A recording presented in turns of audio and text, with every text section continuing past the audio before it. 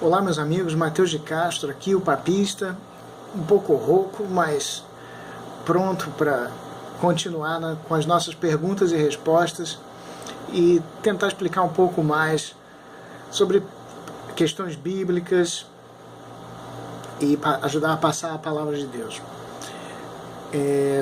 Continuando também um pouco com a questão das aparentes contradições, que a gente vai ver um pouco mais sobre isso hoje, e também aproveitando, é muito importante que esse vídeo seja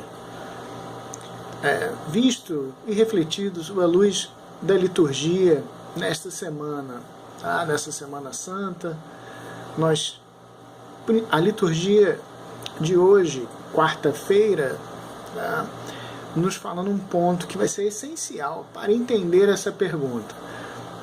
Então é bom que isso aconteça hoje, eu deixei isso para hoje, especialmente, talvez o horário onde esse vídeo seja postado não seja ideal, mas são coisas da vida. O que importa é você colocar ele sob o contexto certo.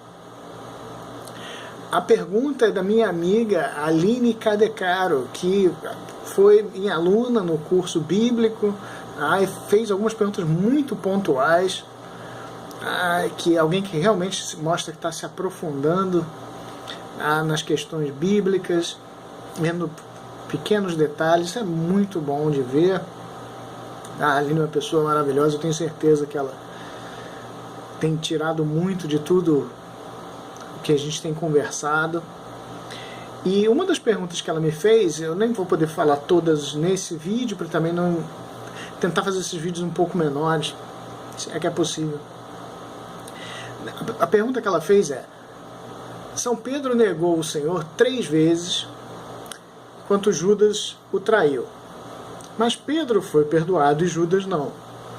É justo pensar que Pedro aceitou a salvação porque sabia perdoar e acreditou que Deus o perdoaria, ao passo que Judas não aceitou a própria salvação porque não sabia perdoar? É uma ótima pergunta. E não está errada, tá? De forma nenhuma. Mas eu acho que para explicar isso, a gente precisa botar em contexto, usar um exemplo bíblico, para que não pareça simplesmente também uma questão de sola fide, tá? Somente pela fé, sem obras, sem nada.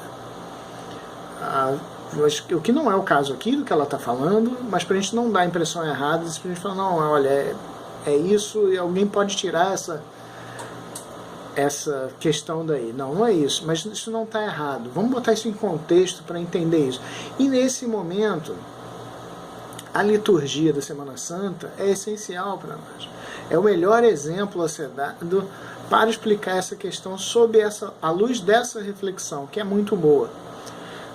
A gente quer dizer, primeiro é isso, a gente precisa lembrar que não basta aceitar Jesus Cristo, como alguns irmãos separados acham, aceitou Jesus Cristo, está salvo, você pode até pecar, fazer de tudo e você está salvo. Nós somos sim salvos pela fé, mas não só pela fé. É preciso viver o Senhor nos sacramentos e em boas obras. Quer dizer, para você viver o amor e a fé. É realmente uma conversão profunda para que você viva isso em obras para mostrar a sua fé, a vivência. Não basta falar, aceitei Jesus e se tornar, um demônio. Não pode ser assim. E não só Deus sabe o que está nos nossos corações, mas Ele quer que nós mostremos isso, tá? Como uma grande família que se ajuda.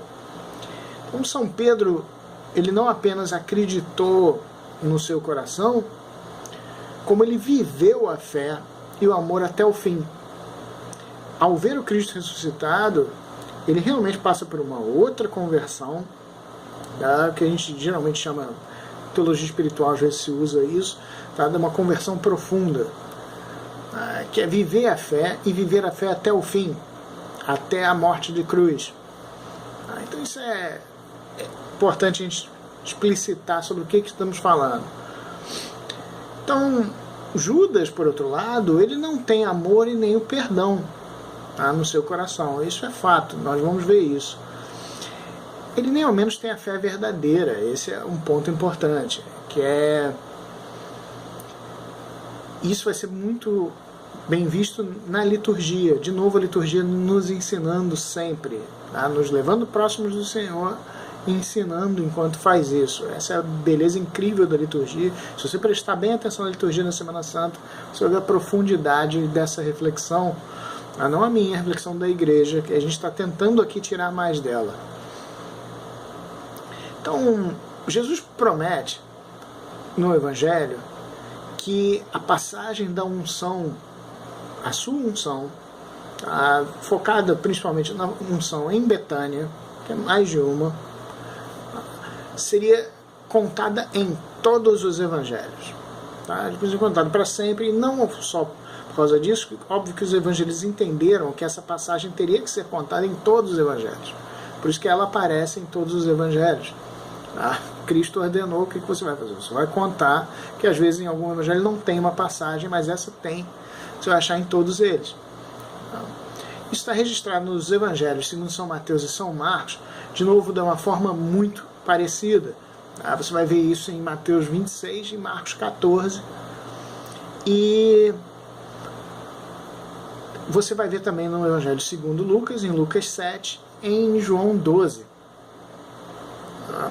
Mas você vai ver essa parte resumida, sempre muito bom você ler essa parte nesses evangelhos, em Mateus 26 e Marcos 14, para você ver a versão mais condensada disso, muito bonita a forma como eles contam a unção de Betânia. Lucas vai contar um outro momento em que Jesus foi ungido. Ele narra mais detalhes, é bem uma coisa lucana, nessa forma de contar passagens que já aparecem em outros, contar mais detalhes, talvez não tanto com a visão teológica, espiritual que São João aparece, mas ele dá mais detalhes para justamente crescer na reflexão. E principalmente, aqui a gente vai ver uma coisa fundamental para essa nossa reflexão, que ele vai falar sobre o perdão. Você tem que notar aqui o contexto dos acontecimentos descritos por São Lucas. Jesus está entre os fariseus e sentado com pecadores, como diz no Evangelho. Claro que sempre que Jesus está com alguém, ele está com pecadores, mas o que é assim que no caso é assim que essa mulher é descrita. Ou seja, claro que todos nós somos pecadores e todos ali eram pecadores, mas ela é, digamos, destacadamente uma pecadora ali. Todo mundo ali sabia que ela vivia uma vida provavelmente esquisita, digamos assim, discretamente.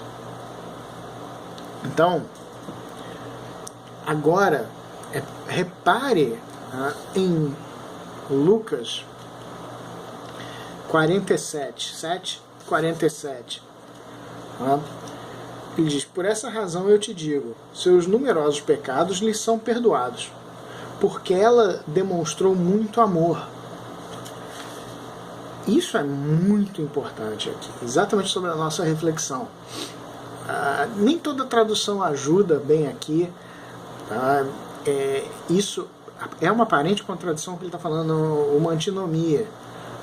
Quer dizer que ele ensina a parábola que parece dar um outro contexto, mas ele conclui de uma forma que parece dizer o contrário. Mas na verdade o que ele quer dizer é exatamente, prestando atenção na parábola, ele quer dizer que a mulher amou porque perdoou, e não o contrário.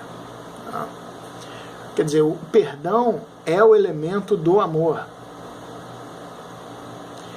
Quanto mais ela perdoou, mais ela amou. Você perdoa mais, você ama mais. Isso se torna realmente um ciclo virtuoso. Você só pode amar plenamente se houver antes o perdão. Nesse ponto, a gente continuando na reflexão, não há mais dúvida aqui sobre a ação de São Pedro. Ele vai se converter em definitivo, de novo, a conversão profunda, depois da ressurreição do Senhor, e agir. Nele havia muito perdão. E esse perdão o leva até a morte de cruz. Tá? Que ele faz isso agindo em imitatio Christi, tá? Quer dizer, em imitação de Cristo. Tá? Que é até, óbvio, o título do grande livro de Tomás A Kempis, mas é um termo teológico. Tá? Você está em imitatio Christi, você está em imitação de Cristo. Tá? Você realmente se entregar de tal forma que você vai seguir os passos do Senhor até mesmo a morte de cruz. Então, sob esse mesmo ângulo, ainda pensando nessa reflexão, a gente vê que o problema de Judas, e para isso a gente vai usar essa mesma passagem, mas agora sob um outro ângulo. A gente vai ao quarto evangelho, o evangelho segundo São João. Aqui, de novo, você vai ver como tudo se completa, vendo a visão plena dos evangelhos.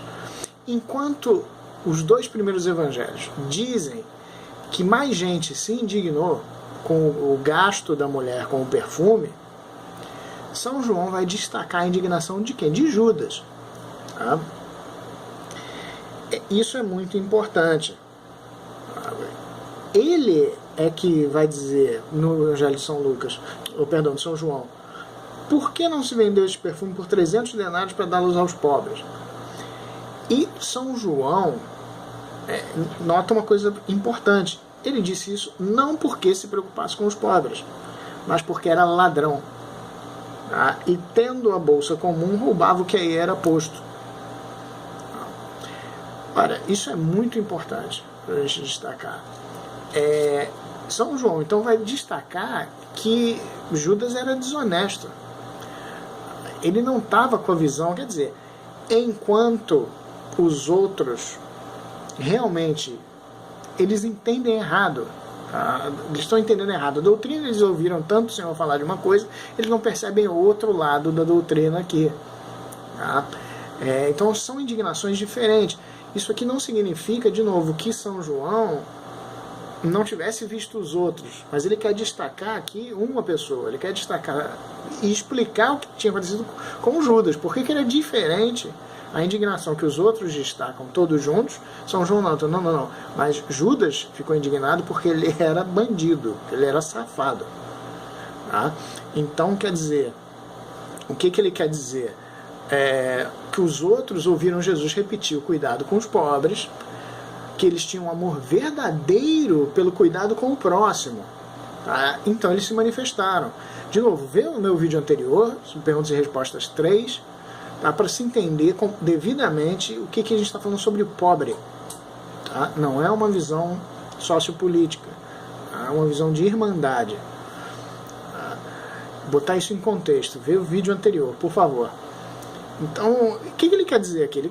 Você vendo todos os evangelhos, você vai perceber que as outras pessoas que se indignaram tinham realmente isso, essa vontade. Eles realmente pensavam, poxa, por que ela fez isso? Se ela podia ter dado isso aos pobres. Mas Judas, ele se manifesta que nem São João diz. Por quê? Porque ele roubava da coleta da igreja. É isso. Ele roubava também da igreja. Então, olha, se ela tivesse dado esse dinheiro, porque eu estou preocupado com os pobres. Mas, na verdade, ele estava pensando que, olha, você dá esse dinheiro para os pobres e eu meto a mão. Muito parecido como, infelizmente, acontece na nossa política e, infelizmente, não só na política. Nós temos visto casos recentes, tá? Por enquanto, não sei se está comprovado ou não, tá? Então não quero fazer acusações, mas de sacerdotes, até bispos, possivelmente tenham feito a mesma coisa, roubado da igreja para o seu crescimento material. Isso é uma coisa absolutamente terrível. Essas pessoas, se isso for verdade, estão agindo como Judas. São Judas e deviam se afastar dos sacramentos. Elas deviam se afastar dos sacramentos. Se não afastadas em definitivo, elas têm que pedir perdão ao seu arcebispo, se forem bispos, ao Papa e à sua congregação. É caso sim de pedir perdão público à sua congregação antes de voltar a pensar em tocar em qualquer coisa. Tá? Se não for esse o caso, tá? Que tudo se resolva muito bem. Mas esse é o perigo. Nós vemos aqui nessa passagem que isso é uma coisa terrível para todos. Então agora a gente vai retomar. Aqui é o momento de a gente retomar aos dois primeiros evangelhos. Tá? Então, aqui é importante você notar que, sabendo lê-los, sabendo ler todos os evangelhos e unindo-os, como eles se completam. Isso é tão bonito de você entender, eu espero que esteja conseguindo passar isso. Tá? Então, nos 2 primeiros evangelhos, você vê que assim que termina essa passagem da unção de Betânia, vemos o quê? Judas indo entregar Jesus ao Sinédrio. Tá? Assim que acontece isso. Então ele diz, então um dos 12, chamado Judas Iscariotes, foi até os chefes dos sacerdotes. Esse é logo depois. Tá? Assim que ele diz que essa passagem sempre vai ser contada, assim que termina, Judas vai. Então, quer dizer, aqui a gente está vendo a cena, na verdade, em várias dimensões. Em 4 dimensões, se você quiser dizer, nos 4 evangelhos. Porque é exatamente isso que está acontecendo. A gente unir. Agora a gente voltou os 2 para mostrar isso. Judas sai exatamente depois disso para entregar Jesus. Isso não passou despercebido pela igreja. Tá? Os pais da igreja, a tradição da igreja foca exatamente nessa ação, nesse momento, para dizer, olha, o que aconteceu com Judas é que ele realmente ficou horrorizado com esse momento, ele ficou ofendido com isso que acontece, e aquilo é a gota d'água, não é só por isso. Tá? Vamos entender isso.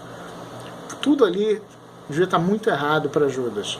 Tá? Certamente ele achava que no pecado ele tinha resposta, outras coisas tinham resposta, aquilo ali não era bem isso, e se entrega ao mal. Mas aquilo, obviamente, é destacado isso na liturgia de hoje, a quarta-feira, exatamente por isso.